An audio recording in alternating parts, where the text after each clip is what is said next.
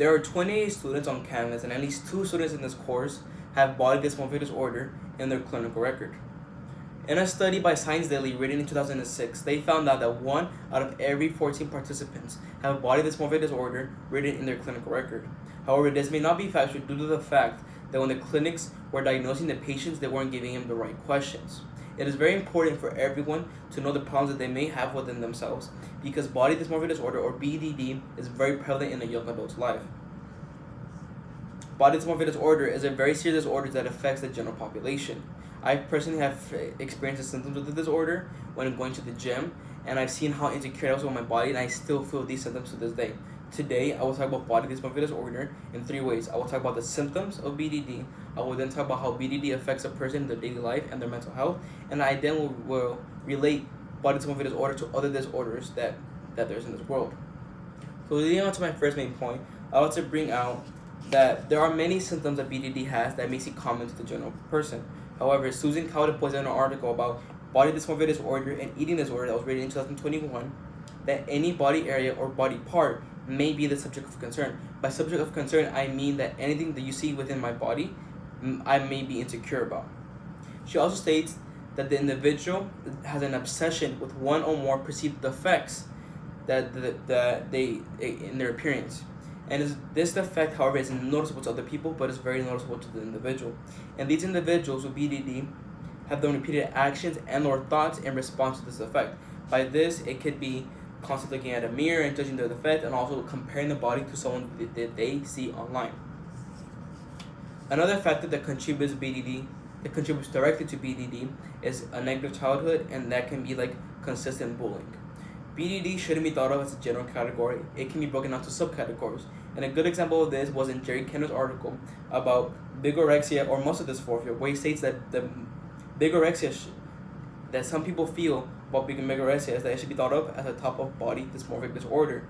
And the main symptom of bigorexia is that no matter how big the person gets or how much work they put into the gym, they never feel muscular enough for themselves. And he states in the article that men with bigorexia report being preoccupied with 5 or more hours, subvaluing themselves, valuing their bodies, that they are underdeveloped. And another symptom of bigorexia is a very strict diet, where the person does not eat outside of their house. They also don't eat other food that people have prepared for them because they feel that they can't control the nutritional balance of the meal. Mayo Clinic also points out other symptoms that they found out about BDD. These symptoms that they found out was that the individual believes that other people are judging them for their defect, and this defect can be their nose, their face, the complexion of their face, wrinkles, acne, and other blemishes that they may have. They also state out that the individual is constantly seeking out reassurance from other people. So after talking about the symptoms of BDD, I will now shift focus to how the way BDD affects a person in their daily life and their mental health. So BDD has many ways that may affect the person. For example, men with bigorexia don't like showing off their bodies. They hide away for days at a time. And also some men will even avoid sexual encounters with their partner.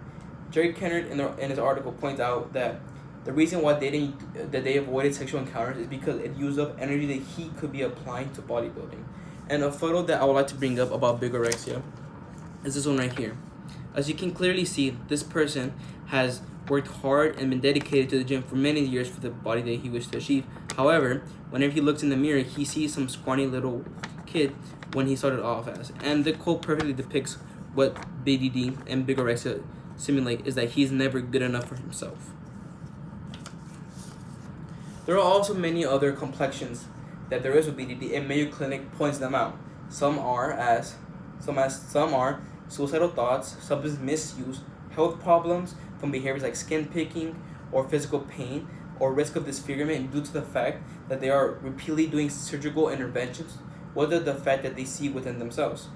Not only that, but they avoid social interactions. They engage in behaviors to fix their flaws that is difficult to resist, like constantly looking at a mirror and just judging themselves all day long.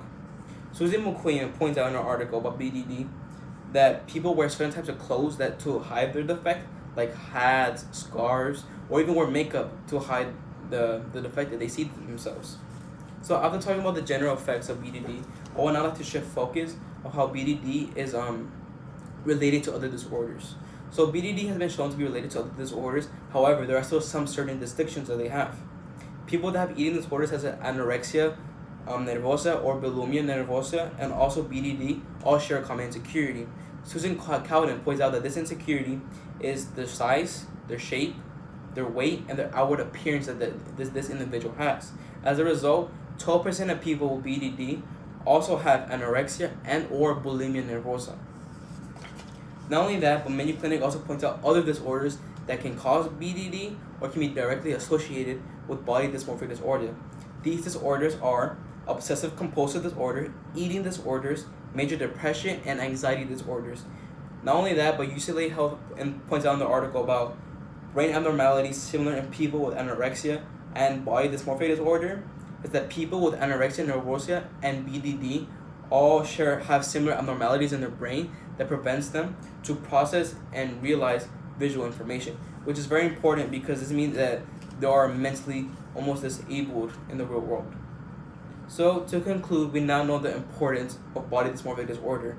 Even though body dysmorphic disorder only affects roughly 2.4% of the general population, it is still a disorder that affects the general population and is still negative no matter where the percent stands.